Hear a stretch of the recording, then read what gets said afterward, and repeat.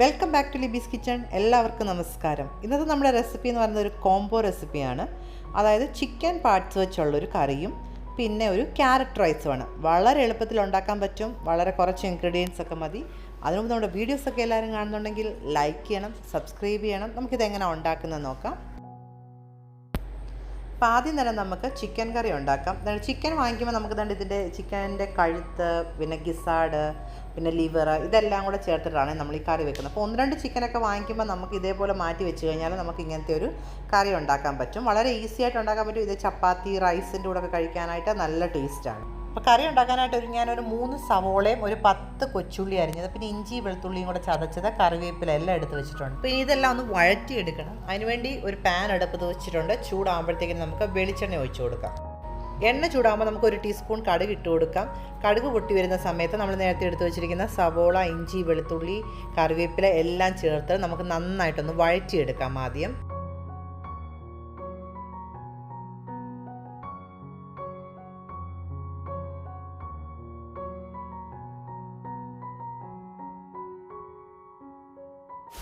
ഉള്ളിയൊക്കെ നന്നായിട്ട് വഴന്ന് വന്നിട്ടുണ്ട്. ഇനി അതിനകത്തോട്ട് നമുക്ക് പൊടികൾ ചേർത്ത് കൊടുക്കാം. ഒരു 1/2 ടീസ്പൂൺ മഞ്ഞൾപ്പൊടി, ഒരു 1/2 ടേബിൾ സ്പൂൺ മുളക് പൊടി, ഒരു ടേബിൾ സ്പൂണോളം മല്ലിപ്പൊടി. നമ്മളിതിനകത്ത് മുളക് പൊടി കുറച്ചാണ് ചേർക്കുന്നത്. പച്ചമുളകും കുരുമുളകുമാണ് ഈ ഒരു കറിയുടെ ടേസ്റ്റ്. അപ്പോൾ പൊടികളെല്ലാം ചേർത്തിട്ട് ഇത് നന്നായിട്ട് പൊടിയുടെയൊക്കെ പച്ചമണം മാറുന്നിടം വരെ ഒന്ന് ചൂടാക്കിയെടുക്കാം. അപ്പോൾ പൊടിയുടെയൊക്കെ പച്ചമണം മാറിയതിന് ശേഷം നമ്മൾ നേരത്തെ എടുത്ത് വെച്ചിരിക്കുന്ന ചിക്കൻ പാർട്സ് എല്ലാം ചേർത്ത് കൊടുക്കുക.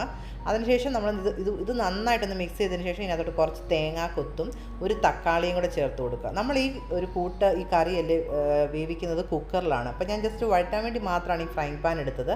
അപ്പോൾ ഇത് നന്നായിട്ടൊന്ന് മിക്സ് ചെയ്തതിന് ശേഷം നമുക്കിത് കുക്കറിലോട്ട് മാറ്റാം. കുക്കറിലോട്ട് മാറ്റിയ ശേഷം ഇതിനകത്തോട്ട് ഒരു 2 ടീസ്പൂൺ കുരുമുളക് പൊടി, 1 ടീസ്പൂൺ ഗരം മസാല, ആവശ്യത്തിന് ഉപ്പ്, പിന്നെ ഒരു 3-4 പച്ചമുളക്. ഈ ഒരു കറിയുടെ എരിവെന്ന് പറയുന്നത് കുരുമുളകും പച്ചമുളകുമാണ്. നമ്മൾ മുളക് പൊടിയൊക്കെ വളരെ കുറച്ചാണ് ചേർത്തേക്കുന്നത്. അപ്പോൾ ഇതെല്ലാം കൂടെ ചേർത്ത് മിക്സ് ചെയ്തതിന് ശേഷം ഒരു 1/2 കപ്പ് വെള്ളവും കൂടെ ചേർത്തിട്ട് നമുക്ക് കുക്കറിൽ 1-2 വിസിൽ അടുപ്പിച്ച് വേവിച്ച് കഴിഞ്ഞാൽ നമ്മുടെ ഈ ചിക്കൻ പാർട്സ് കറി റെഡി.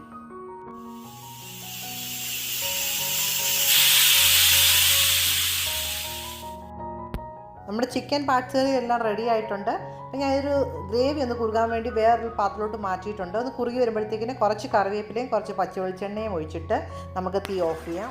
അപ്പോൾ ഇനി നമുക്ക് ക്യാരറ്റ് റൈസ് ഉണ്ടാക്കാം. ആ സമയം കൊണ്ട് നമ്മുടെ ചിക്കൻ കറിയൊക്കെ കുറുകി തണുത്ത് അടിപൊളിയായിട്ടിരിക്കും. അപ്പോൾ അതുകൊണ്ട് നമ്മുടെ ക്യാരറ്റ് റൈസ് എങ്ങനെ ഉണ്ടാക്കുന്നതെന്ന് വെച്ചാൽ ഞാനിവിടെ 3 ക്യാരറ്റ് ചെറുതായിട്ട് ഇതേപോലെ ഒന്ന് ഗ്രേറ്റ് ചെയ്ത് വെച്ചിട്ടുണ്ട്. അപ്പോൾ ഞാൻ 2 കപ്പ് ബസുമതി റൈസ് 3/4 വേവിൽ ഊറ്റി വെച്ചിരിക്കുന്നതാണിത്.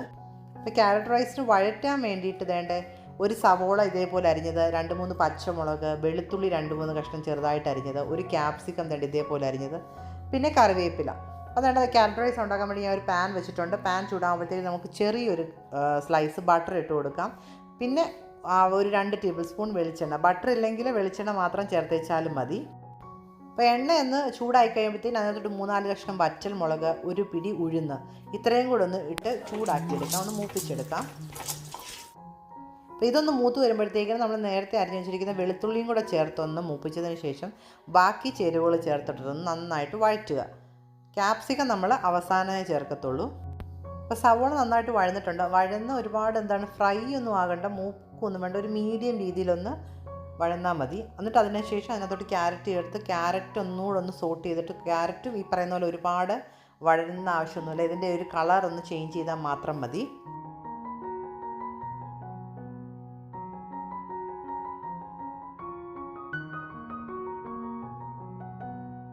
അപ്പോൾ ക്യാരറ്റിൻ്റെ കളറൊക്കെ ഒന്ന് മാറി വരുമ്പോഴത്തേക്കിനും ഒരു 1/2 ടീസ്പൂൺ മഞ്ഞൾപ്പൊടിയും 1 ടീസ്പൂൺ മുളക് പൊടിയും കൂടെ ചേർത്ത് ഒന്ന് ചൂടാക്കിയെടുക്കണം. ആ പൊടികളുടെ പച്ചമണം മാറുന്നിടം വരെ ഒന്ന് ചൂടാക്കി എടുത്തിട്ട് അതിലോട്ട് നമ്മൾ നേരത്തെ വേവിച്ച് വെച്ചിരിക്കുന്ന ചോറും കൂടി ഇട്ടൊന്ന് മിക്സ് ചെയ്തെടുക്കാം.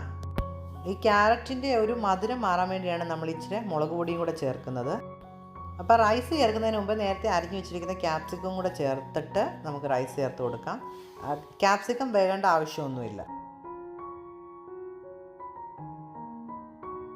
റൈസും കൂടെ ചേർത്തിട്ട് നന്നായി മിക്സ് ചെയ്തതിന് ശേഷം ആവശ്യത്തിന് ഉപ്പൊക്കെ ഉണ്ടോ എന്ന് നോക്കിയിട്ട് കുറച്ച് ഉപ്പൊക്കെ ഇടുക. അതിനുശേഷം ഒരു 5 മിനിറ്റ് ചെറിയ ഫ്ലെയിമിൽ വെച്ച് കഴിഞ്ഞാൽ നമ്മുടെ ക്യാരറ്റ് റൈസ് റെഡി.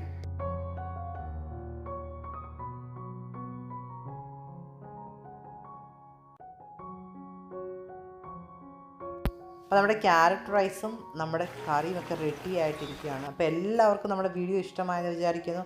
ഇതൊരു അടിപൊളി കോംബോ ആണ്. അപ്പോൾ എല്ലാവരും ഇതുപോലെ ഒന്ന് ട്രൈ ചെയ്ത് നോക്കണം. അപ്പോൾ ഇതേ പോണക്കത്തെ അടിപൊളി റെസിപ്പിയായിട്ട് നമ്മൾ ഇനിയും വരുന്നതായിരിക്കും. അപ്പോൾ നമ്മുടെ വീഡിയോ കണ്ടിട്ട് എല്ലാവരും ലൈക്ക് ചെയ്യണം, സബ്സ്ക്രൈബ് ചെയ്യണം. അപ്പോൾ എല്ലാവരും ടേക്ക് കെയർ. Bye bye.